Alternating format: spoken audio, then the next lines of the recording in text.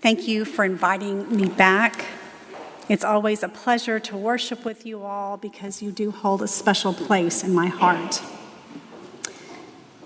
No servant can serve two masters, for either he will hate the one and love the other, or he will be devoted to the one and despise the other. You cannot serve God and mammon. Mammon meaning money or riches.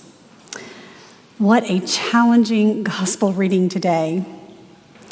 Before we dive in, we want to remember that parables are stories that Jesus told to teach us truths about God and the kingdom of heaven. They're not historical stories about something that actually happened. They're not meant to be taken literally. Parables are metaphors. They tend to include hyperbole, exaggeration. They're intended to provoke, to make us think, to get our attention. And this parable certainly does all of those things. Now, prior to entering into this parable in Luke, Jesus has been telling parables about the extravagant and abundant love of God. He's been talking to people in high places and criticizing their focus on rejecting people in favor of rules and appearances. And in this passage, Jesus now turns to his disciples to tell them this parable in which he commends a dishonest steward. The steward has squandered his master's goods. Then when the steward gets fired, he turns around and is dishonest once again to secure his own future. He goes behind his master's back and quickly slashes the debt of those who owe the master before anyone can figure out that he's been fired.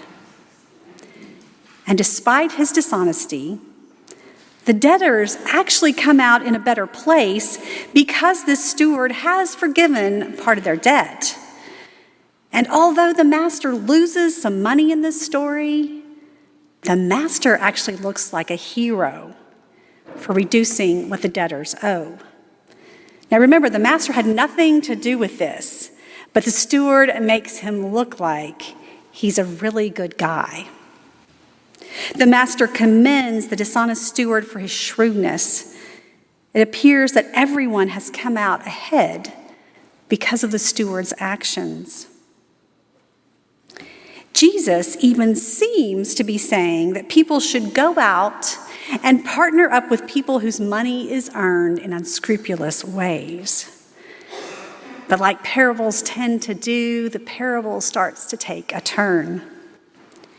Jesus said that when all this shrewd dealing fails, then you will be welcomed into eternity.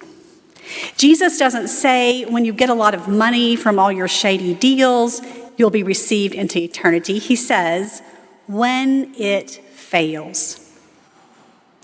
Now, in the Gospel of Luke, there's a lot of time spent talking about the role of money, particularly wealth, in God's kingdom. And let's be clear, Luke doesn't present a Jesus who is anti-wealth or anti-money. But he does give us a picture of a Jesus repeatedly coming back to the concern about how wealth is used and what role it plays in our lives. How can it be used to support those who are in need? And how our obsessions with it can steal our very souls. So this is where we find ourselves today in this very difficult parable. What role does wealth play in our lives? Does our value lie in how much money we have or don't have? Does our value lie in our achievements? How hard we've worked, how lucky we've been? And can Jesus trust us to make faithful decisions about money? Now, I imagine that all of our answers would vary, person to person, situation to situation, season of life to season of life. But again, throughout the Gospel of Luke, Jesus gives us evidence of God's extravagant and abundant love over and over again. He shows us in his actions how he cares for people who are hurting or sick or alone. He shows us through his direct commands and sermons, sometimes using strong words about God's expectations, that followers of Jesus lift up those who are in need and put others ahead of ourselves. He shows us through stories time and time again. Stories that beg us to think beyond ourselves, to embrace God's abundant love, and to be assured that there is more than enough to go around. If we're focused on wealth for the sake of building up our own kingdoms, we will ultimately fail, because we can't serve two masters.